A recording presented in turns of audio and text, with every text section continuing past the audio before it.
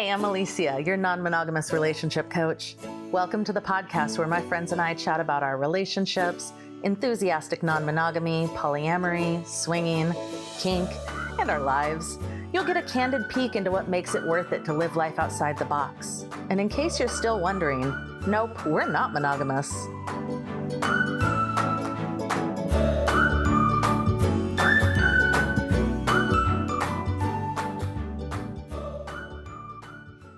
Hey, are you struggling to make sense of your relationships and being held back by fear and social expectations? I'm talking to Lucy Price today about her journey into non-monogamous relationships and how it opened her up to new perspectives on communication, boundaries, cheating, and the importance of self-evaluation and not just following others' lead in relationships. So listen to discover a new way to confidently explore your relationship preferences, improve your communication, elevate your intimacy and your pleasure. I'm so excited you're here. Fantastic episode. I hope you enjoyed as much as I did. And if you do, think about supporting the show as one of our Patreons. You'll be a part of our exclusive community. And by becoming a patron, you'll not only show your support for our little podcast here, but you'll get access to a bunch of exciting perks and behind the scenes content like just the tip. And you also get exclusive benefits like early access to episodes, some Q&A sessions, some coaching calls, and personalized shout outs. And you'll be directly contributing to the sustainability and growth of Nope, We're Not Monogamous. So you can help us continue to educate the world and normalize non-monogamy. Another way you can help out is by leaving us a review or some little stars or thumbs up, whatever is offered in the app of your choice. In the meantime, enjoy the episode. Now I've got all the things. Awesome. Woohoo! Yay! Okay, cool. We can begin. And I can welcome you, Lucy, to Nope, We're Not Monogamous. Hi, I'm so glad to be here. Oh, this is gonna be fun. I'm excited already. Okay, let's start. Why don't you tell the listeners who you are? Yeah, so my name is Lucy. You can catch me on the interwebs. I'm a relationship coach, so I support people through healing through heartbreak, from reclaiming their power after they go through toxic, messy relationships that really take a number on their confidence. And sometimes we get into relationships where we feel worse off than when we started them. So I help people mainly through the transition from those relationships and reclaiming who they are, feeling them like themselves again, feeling good in themselves again, and then going back out there and finding love or enjoying their life in whatever way that means to them. I love that. That's so good and so needed. I feel like people just kind of bounce around and keep doing the same thing over and over. Oh, yeah. I mean, it's one of those things that until we're aware of our patterns, it's really difficult to change them. And so oftentimes we're working off of this programming of what we think is normal or what we're used to. I mean, it's the same about, monogamy versus open relationships versus polyamory. Like we have this framework of how we think things are meant to be or should be or how things should have gone, and we have to almost like recalibrate ourselves, like in the same way of non-monogamy. That also comes just even if you are in a monogamous relationship, it's just recalibrating your brain to what it is that you think you deserve or what you want, and actually like standing for that and claiming that for yourself. So good. Yes. Okay, well, speaking of that, I'm curious, can you share a little bit about your own journey and your Yeah. own relationship to relationships? Yeah, absolutely. So, oh goodness, where to start? So, I will Right? say that the relationship I'm in now is much more of a monogamish relationship. That's what we call it. So, we are in much more of a close relationship now. But I'm going to give you my journey through breaking the mental structure of monogamy. Heck yes. so, That's the best. so basically, when I was in college, I met someone, and that was my very first introduction to polyamory. So here, I'm kind of gonna start by okay, me jumbling on my words. It's fine.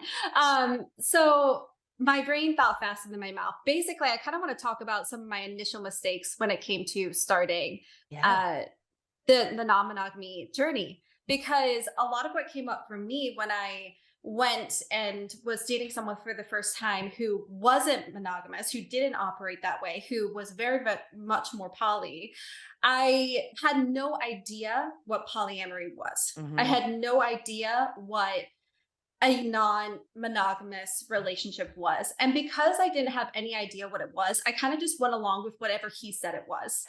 And I Yes. think that's where so many things went just completely south for me. Because for him, it was very much a I do what I want, I'm going to see this person and have this relationship and we don't really need to check in about it. And he's grown a lot since then, but that was my experience of Yeah. being in relationship with him, was just okay, he's going to do whatever he's going to do and we're not even going to talk about it. But also I like him and I don't want to lose this relationship, and so I guess I'm going to try and learn to be okay with it. And Hmm. so my very first thing around polyamory or open relationship is like, get curious before you dive in. That's my personal 2 cents. It's like, get curious and like figure out what you feel and what you think you may even think about open relationships and poly before you just start going along with whatever someone else's version is, just because you like them. Yeah. Because I feel like that's where a lot of relationships, like a lot of pain happens very quickly, is when two people aren't on the same page, or someone is really new to open relationships and polyamory and they don't necessarily have the knowledge of what they actually want or what they may want out of that style of relationship. So Totally. I I met this person. We had a very lovely summer romance. We weren't compatible. We weren't a really good fit for each other. But that opened the world for non-monogamous relationships for me. And I realized how common non-monogamous relationships actually were. Oh I yeah. think that a lot more people are either in open relationships or polyamorous relationships than we know. And I started to, from that relationship, I started to notice how common it was.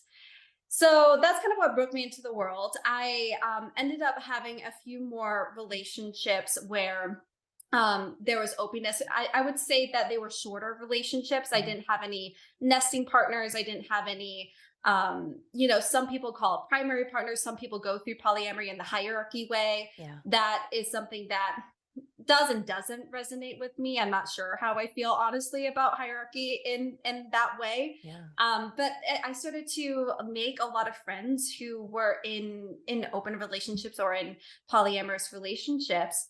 And I learned so much about relationships through that lens, and how you can communicate with each other, what boundaries look like, what agreements look like, and the difference between agreements and boundaries, what cheating looks like when you're not a monogamous couple, what even is cheating for monogamous people anyway. Right. Like all of these things, it really cracked me open into relationships in general, because I had to completely restructure what I thought about relationships and what lens I was even viewing relationships from. Yes. So throughout all of that, I had a few really lovely short-term relationships. I had a few relationships that I felt burned at the end of it.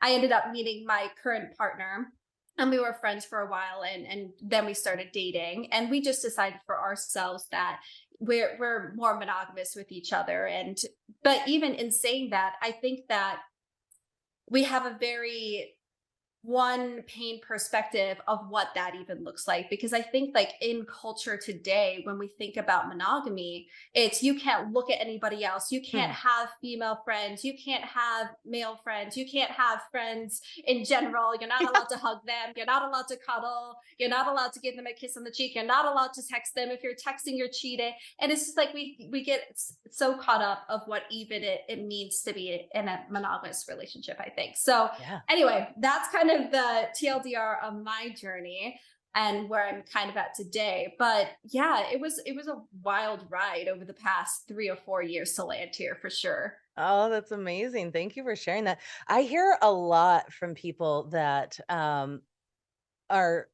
newer to any version of non-monogamy, and they're like, "Oh, I'm just following their lead. They've done this before. I figure they know what they're doing."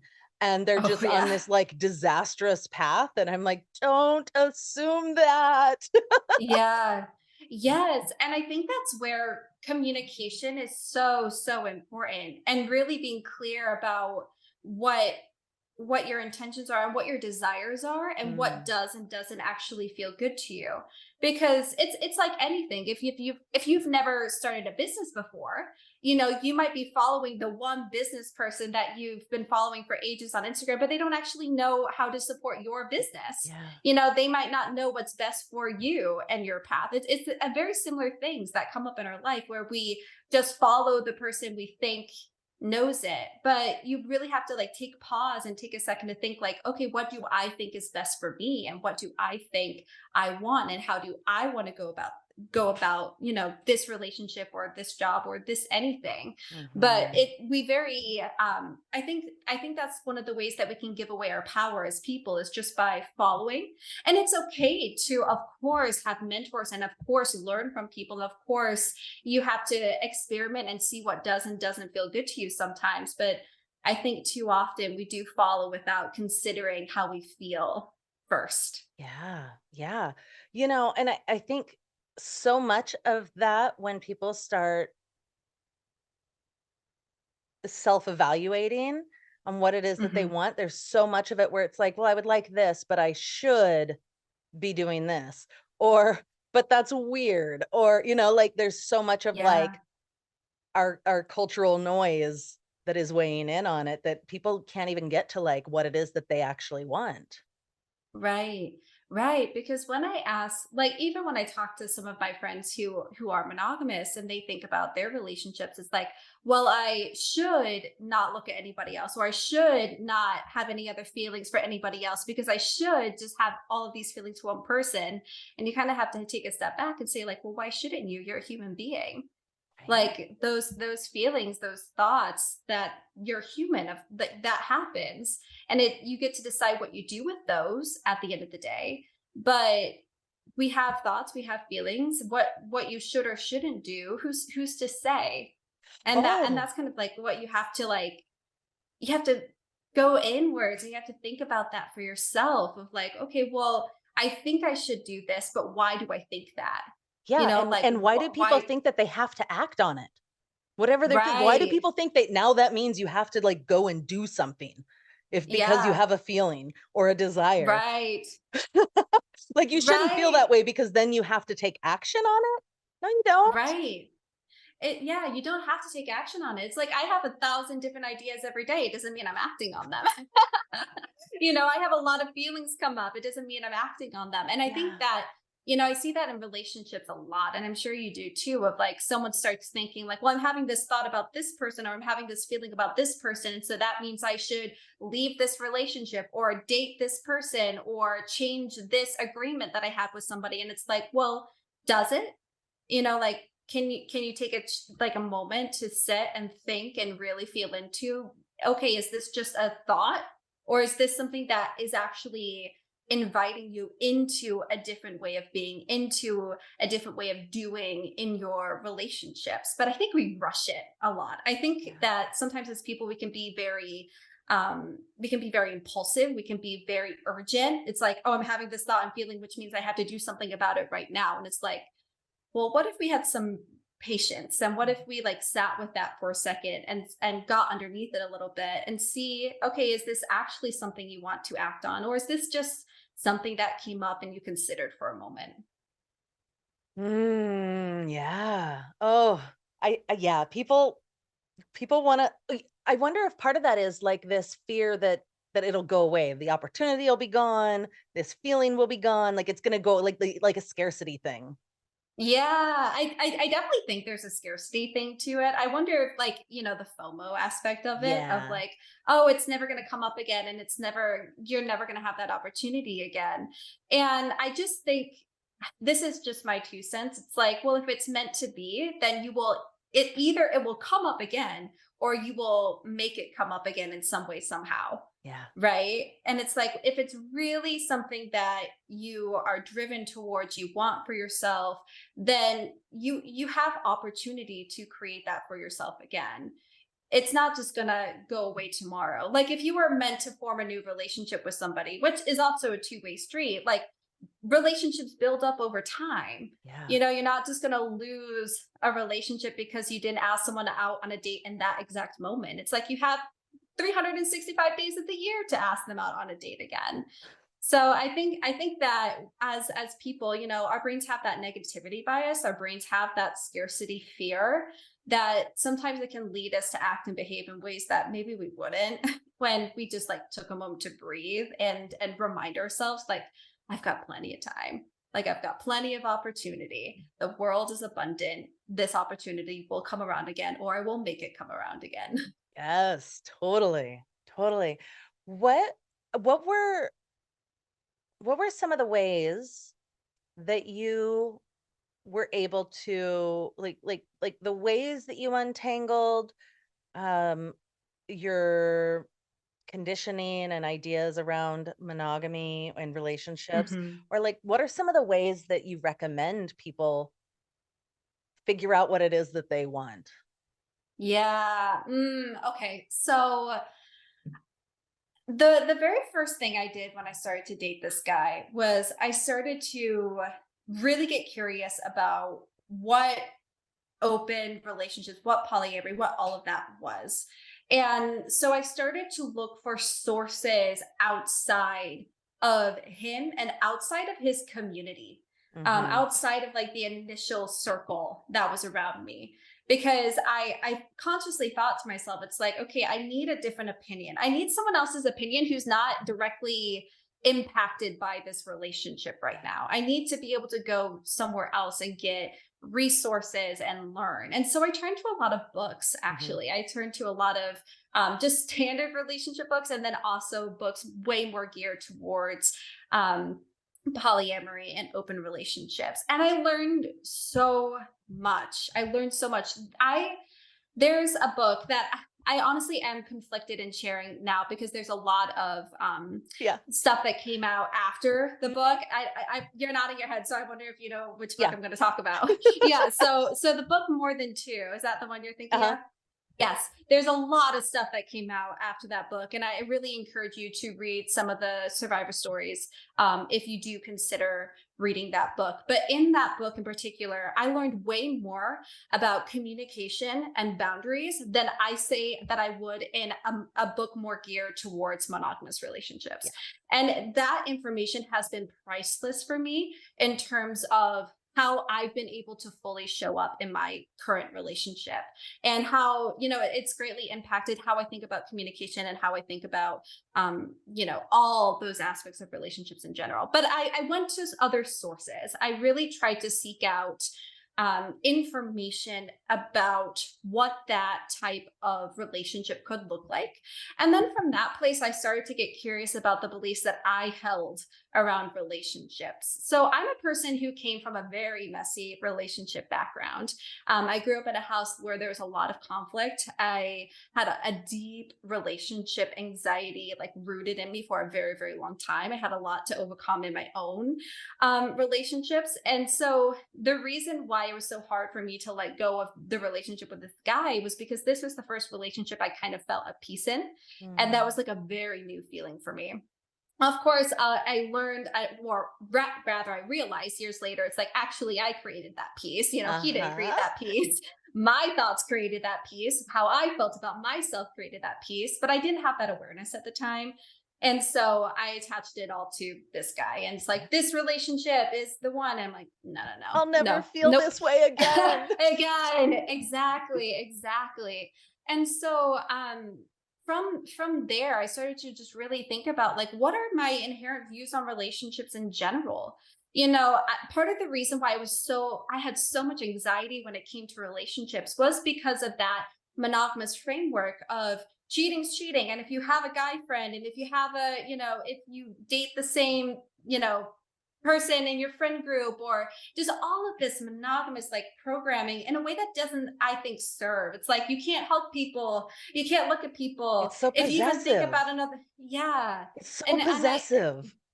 and that's like the part that concerns me. Yeah. It's like my standpoint on relationships is like, know for yourself if you want a monogamous relationship, an open relationship, a polyamorous relationship, but make it a choice. Yeah.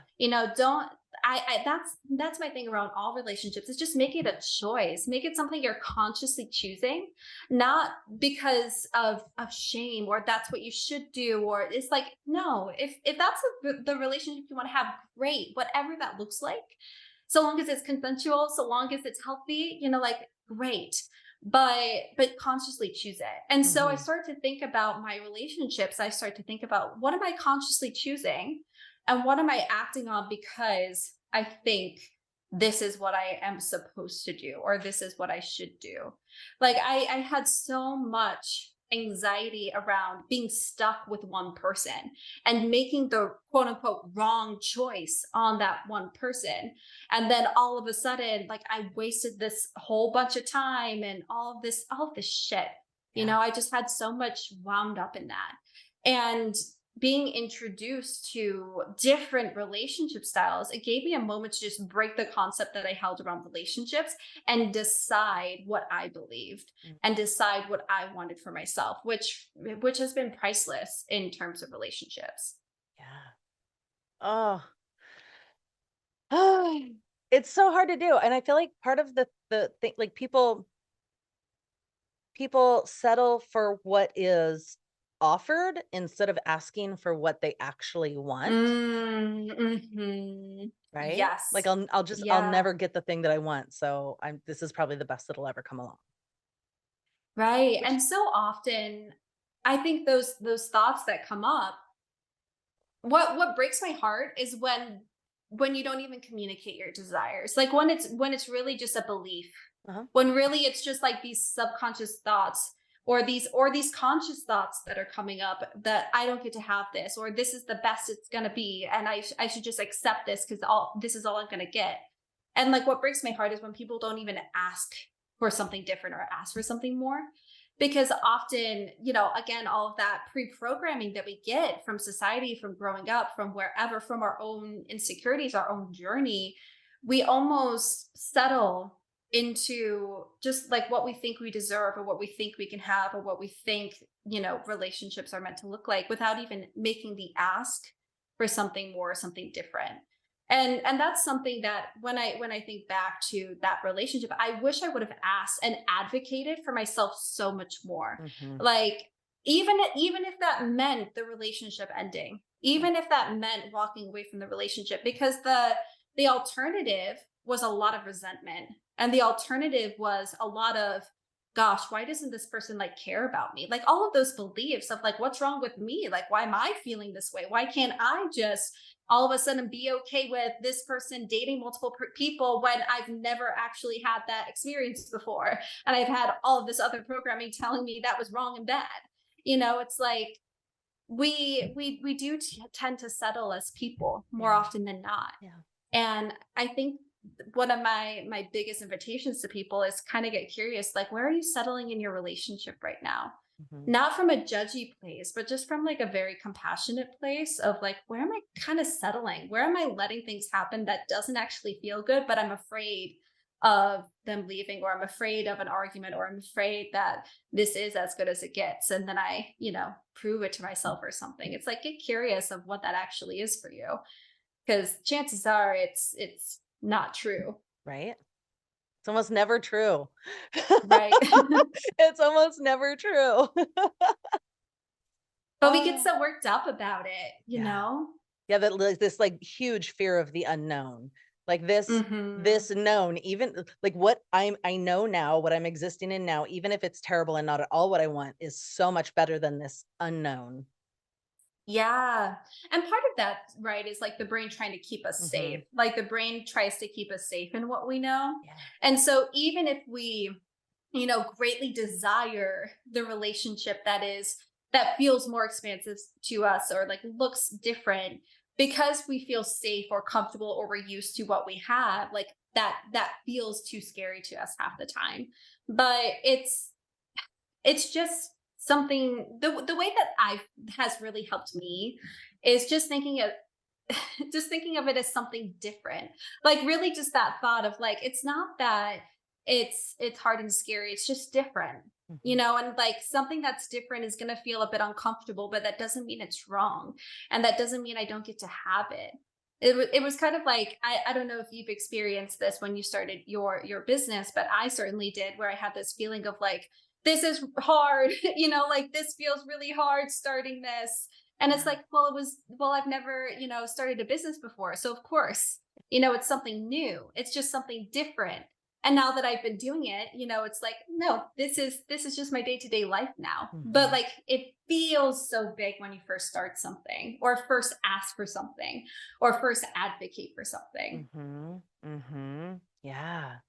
Yeah. It it it reminds me of, like, little kids learning new things, right? They don't yet have Mhm. the fear, like, they don't yet know that, like, something scary could be on the other side, and so they just go and learn a bunch of new things.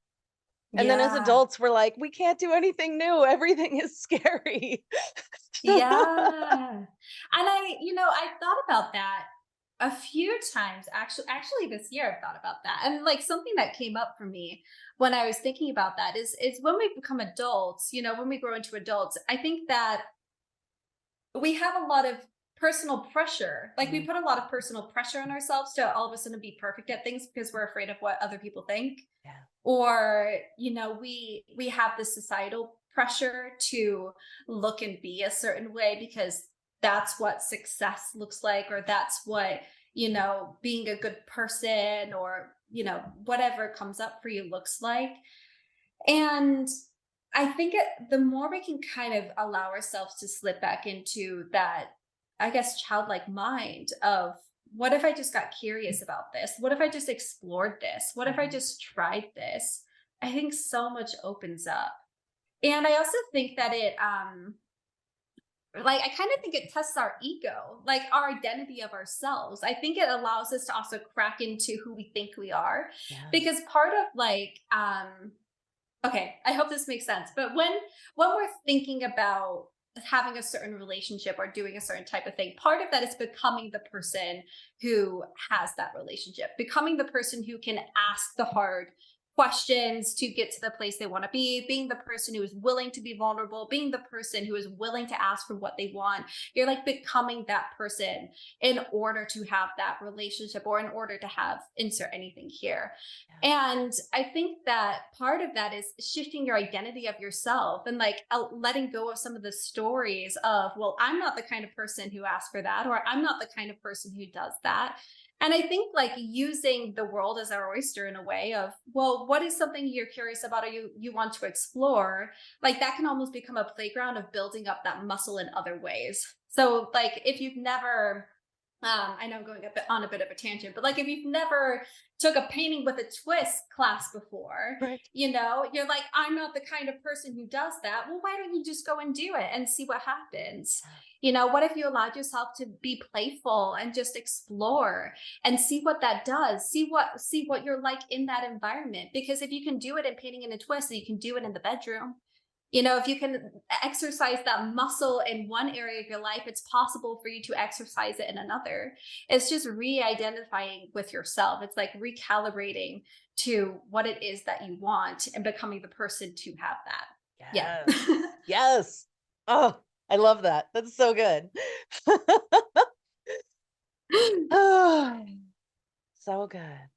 What would you say have been your biggest challenges Mm. in Mm. non-monogamy relationships, moving through it all? Mm.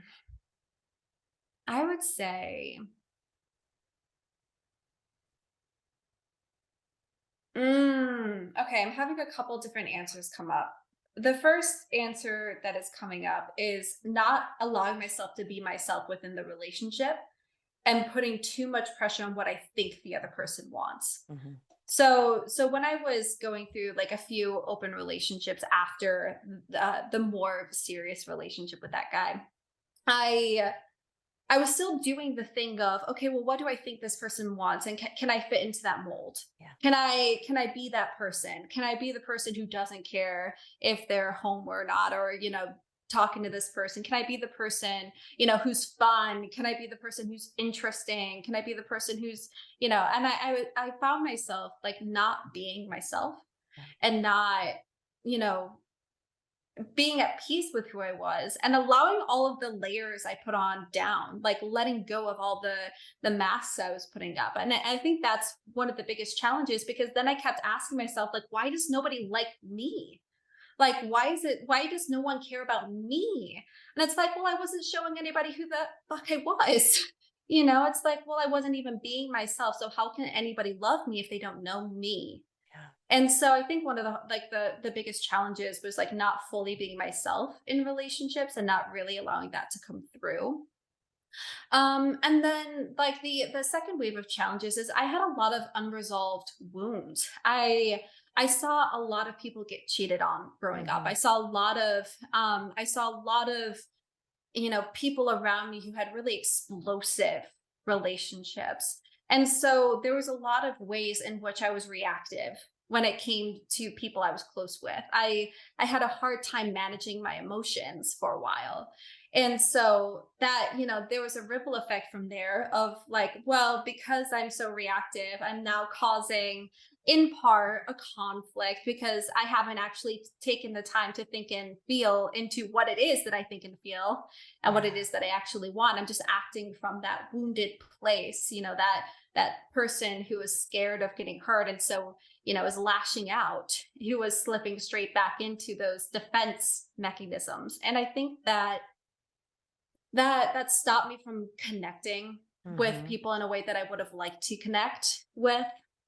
And it caused conflict in ways that, you know, it did dissolve some relationships. Sure. And other relationships, I was able to do the repair work and learn, and learn from those experiences of, okay, like I didn't react in the way I really wanted to then. Like, how can I manage my emotions more? How can I like calm myself down more?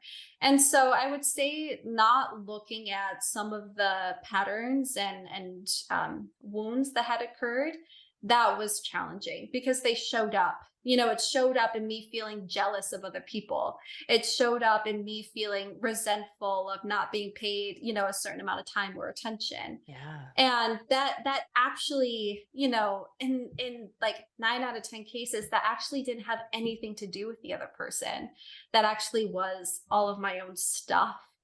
And a lot of the relationships I was actually able to like communicate and come to agreement and like balance all of those things out, but 9 times out of 10 it was like my stuff to clean up. Not It's not that I couldn't ask for something or set a certain boundary or make a certain agreement. It's that I was so reactive to the point of not being able to do those things. So I would say definitely like I had some inner world cleaning up to do. Oh, that's so hard to do too. So much Yeah. of the way people react in relationships and the way that we behave in relationships is like there's no intention to it. It's just I'm just going to do Hmm. this thing and hope you respond the way I want. I always tell people like what is the result that you want? And is what you're doing Yeah. going to get you that? Right? Like is lashing Yeah. out at your partner going to get you the connection that you're really asking for? Like if you Yeah. punish them enough, are they going to move closer? Mhm. What do you want? And it's so funny how we like when the thing when what we ultimately want, what we really want is that love or that connection or support, like whatever that thing is for you. It's so I lovingly say it's like it's so funny that our reaction is to do almost everything possible to push that person away. It's Right? like yelling and fighting and slamming doors and like this disrupt.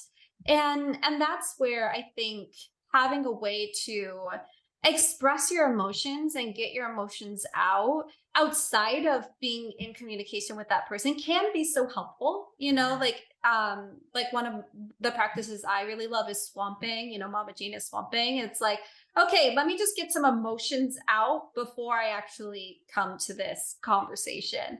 Yeah. Because yeah, it's like, what do you ultimately want? Like, what is the result you really desire? And is what you're doing and how you're being going to get you closer or not? Yeah. Totally. Totally. What would you say are some other like tools or practices that people can do to figure out what the hell they're even feeling? Mm.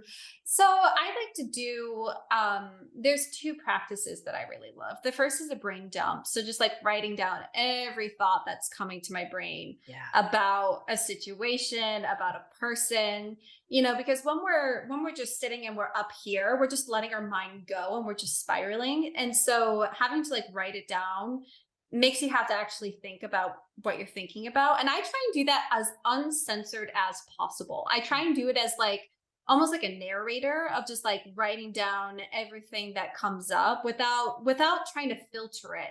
I think sometimes we also like when we're trying to process, we filter a lot of things because we shouldn't be feeling that or we shouldn't be thinking that. And so we don't actually admit that we're feeling that way. This like when I brain dump, it is full permission for me to be my messiest self. And so I get it all out on paper. And then Oh, I from also there, tell people with that one, if you're worried about somebody reading it, put it in a notepad on your phone. 'Cause that yeah, stops a lot of yes. people, like, what if somebody sees this? Oh gosh, yeah. Yeah. And there's like full like I've also burned some of these. Yeah. It's like you don't have to keep them. Yeah. You can delete it, you can burn it, you can shred it. You can do whatever you want with it. If you want to keep it because it's supportive for you, great. But I don't know, this is a bit of my sassy Aquarian self coming through, I think. But I also think that if someone else reads something, let's say it's in your journal, if someone else reads something in your journal, that's kind of my 2 cents. Like, well, shame on them. They shouldn't be going through your That journal, wasn't for you you. know? That wasn't for you. I say that lovingly to my partner sometimes where it's like, but and I trust that he wouldn't actually go through my journals, but it's like, well, if you do, you might see some things, full disclosure, you might see some things that you don't like Yeah. and it like I get to process, and everyone gets to process. Mhm. We have thoughts and feelings come up that we don't actually mean, but they've come up and we have to just get them out. And I Yeah. would much rather someone like being on the other side of that. I would much rather someone talk to their coach, talk to their therapist, talk to their journal. Like I would much rather someone get it out in the way that they need to get it out so it's not festering Yeah. and then like come back and like actually discuss what they really want and how they really feel because oftentimes the initial like thoughts and feelings coming up, I don't know, sometimes they are what you really think and feel, but a lot of the times I think it's reaction and it's like, do you really think that, do you really feel that way? It's like, or do you just feel that way in the moment because you're feeling hurt and defensive right now? Yeah, so I do all the brain dump, and then there's this practice called the 7 layers of why that I really like, and it's basically where you take a thought or take a question or take a belief and you ask yourself like why 7 times. So like let's say I'm really mad at my partner and because he left a dish on the side of the counter, it's like I'm so mad at my partner for leaving a dish on the side of the counter. Okay, why are you so mad? I'm so mad because I'm always the person cleaning up. Why? Because I feel like I have to in order to keep a house that is respectful for other people. Why? Because society told me that that was important. Why? Because, and you just kind of keep going down the list. I have done one like that before. And one of the thoughts that came up for me was like, because my partner doesn't care. And it's like, well, just because your partner left something out on the side, it doesn't mean your partner doesn't care about how you think and feel. And so you kind of get to like see what's actually beneath the surface and like what beliefs you're actually coming up with. And that's been really helpful because sometimes I'll take a surface level thought, I like to call them surface level thought, and I'll go deeper with it and I'll realize like, oh, this has nothing to do with this person. I'm actually still mad at someone from 5 years ago. Yeah. Or, or it's like, oh, this is actually to do with this person. And it is actually to do with this agreement that I made that actually doesn't feel good to me anymore. It doesn't feel good to have this boundary anymore. It doesn't feel good to restrict this relationship in this way anymore. And I do actually have to have a conversation.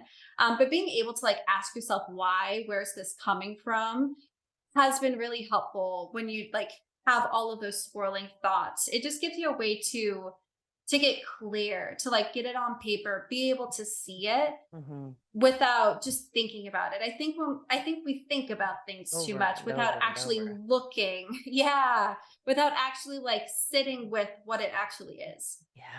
7 layers of why. I love that.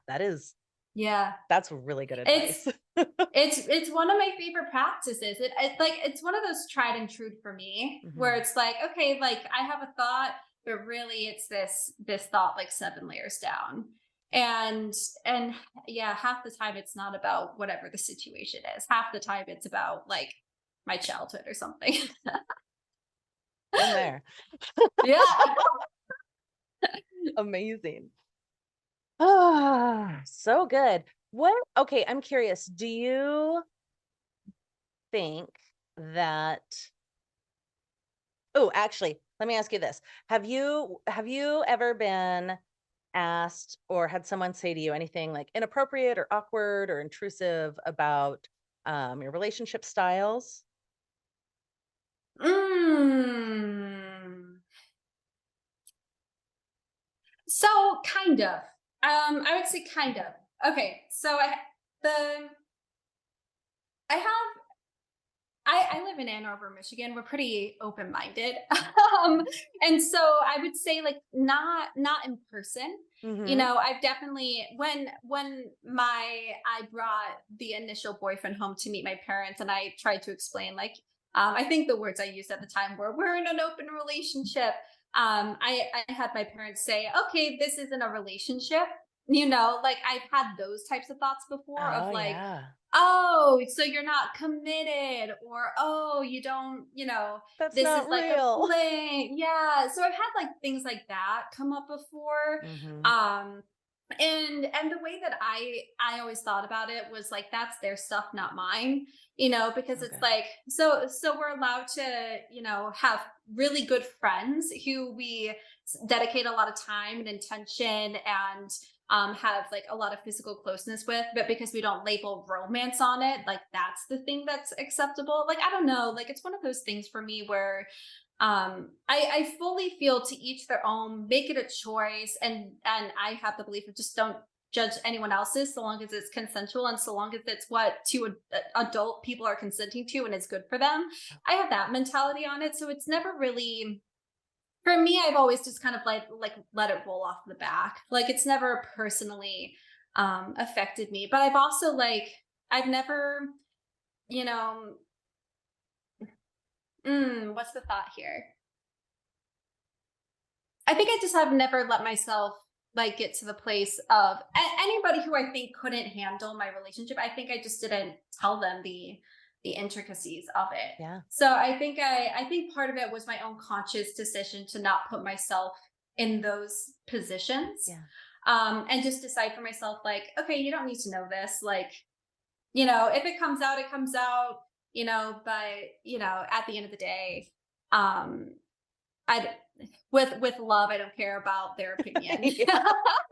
Yeah. That's so It's good. like, yeah, I had a lot more when I came out bisexual, I had a lot more like hate for that than yeah, Really? my yeah. So I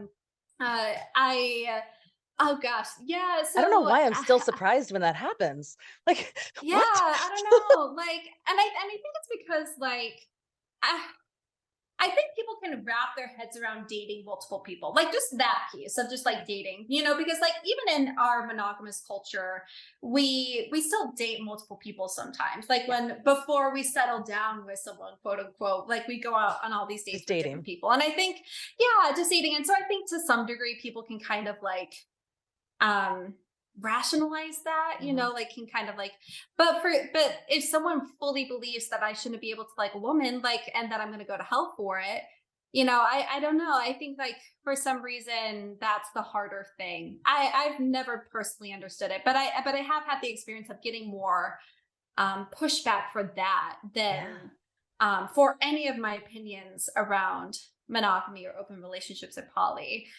Um, I will say that it's been interesting having conversations with um so even though my relationship is, we call it monogamish, Sure. because like in our agreements it's like if he cuddles with a woman, if he makes out with a woman, I don't care. It's like, and vice versa, like for us that would go against so much of the monogamy framework of what is acceptable. For us, we don't care. Like Yeah. it's just something we've had so many conversations on, and it feels perfectly fine for us. So that's kind of where we get into that concept. It's when it starts to be like, okay, is this a regular relationship? Is this person, going to be altering our relationship in Yeah. some way? Or are we, that's the wrong phrasing. Like, are we going to be altering our relationship in order to have this other relationship, that kind of stuff? Um, but it's been interesting having some conversations with people who are just so much more monogamous minded, and just even talking about like, oh yeah, like cuddling. I had a conversation with like a family friend who we were talking about like, yeah, I don't care if my partner cuddles with women. I don't care if that's a part of what he does. Like I have no feelings about that whatsoever. And immediately he basically said like, oh, I would have a huge problem with my partner, did that. Which again is fine so long as it's consensual, so long as it's a choice, so long as it's talked about. But I've had more of those things. So like I haven't had anything where someone had something to say, or like we've gotten any kind of like verbal abuse, or like I've never had anything like that. I've had a lot of opinions. Yeah. And I just decide how much I care about someone's opinion. And most of the time with love, I don't care very much. That doesn't affect me. Yeah, and that's the thing. It's like it doesn't affect me. You know, it's not, so if it's coming from a good place, like if it's coming from a place of care, I can have the conversation, and I don't mind having the conversation, and I don't mind like talking about it. But oftentimes like people project a lot of their thoughts and beliefs onto you, and this goes for relationships, but this just goes for everything. Mhm. There could be someone who has an opinion about your career. Someone could have an opinion about what you feed your kids. And are you going to let every opinion get you down? Are you going to let every opinion stop you from living your, it sounds very woo woo, but like living your truth and living in alignment with who you are? Like, are you going to let someone else's opinion that doesn't actually have any impact on your life really sway you from doing what you feel in your heart is true and right? And like I've had loads of opinions about my relationships in the past. I've had loads of opinions about me as a person, and it's like I could make it mean all of these things about me, or I could just go like, okay, that's your opinion. And how much do I want to give credence to your opinion over my own opinion of Mhm. myself and what is best for my life? Mm. Yeah, beautiful. I love that. Is there anything that I haven't asked you that you wanna Oh, share? oh, that's a great question. So I don't think so. I think any, like, yeah, the last few thoughts I have are just really get curious. I would invite anyone who's considering any relationship, like any Mhm. relationship, just get really curious about what it is that feels good to you and what you want, and get curious about like why you think you want that. Is it really what you want? Is it really how you feel? And like move from that place, like move out of the place of desire, move out of the place of like what like the best thing you can think of for yourself is. Um, because I think that we get caught up in how things should be. I think we get caught up in how it's supposed to look. And And especially when you're venturing out into the world of open relationships or poly or anything, non-monogamous, I think that it's it's kind of like the Wild West. It's all still it's not that it's new, it's just that um it's rarely talked about. It's rarely it's like common, but like people don't have such open conversations about it. And so that's where I make the invitation to get really curious about what you want for yourself and get really curious about what feels good to you so that you can make the best decision for yourself in your relationships. Yeah. Yeah, absolutely. Yeah, we are at a point that where for the first time in history, we have an unlimited amount of choices in how we can have relationships. Like this Mhm. was not possible in the past. Like it was everything was prescribed. You knew what was expected of you. And now we are able to make choices and we need like a menu in front of us. Like we don't know what all the choices are. Yeah. Yeah. Yeah. And I think sometimes we can get that decision paralysis, right? Mm. Where and also like every relationship is unique in its own way. And so something that worked for you in one relationship might not work in another relationship. But that's true for polyamory or monogamous relationships. It's just, we have so many choices and with that comes the responsibility of making the best choice for us. And like getting clear on that, in Yeah. my opinion. Yeah. Yeah. Um, amazing. If people want to find you, where Yeah. would they look? Yeah. So you can find me on Instagram or TikTok, lucy.m.price or Lucy M. Price. And then you can also reach out to me on my website, shiftyourstory.net. I love that. And those will all be in the show notes so people can like, click on them and stuff. So Mm, good. Thank you. Oh, I have thank one more. you. I have one more question for you. Yeah. This is doesn't go on the full episode. It only goes to our Patreon subscribers and Hmm.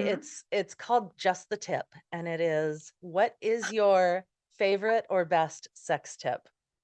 Oh my gosh. Ah, I love that so much. Oh my gosh.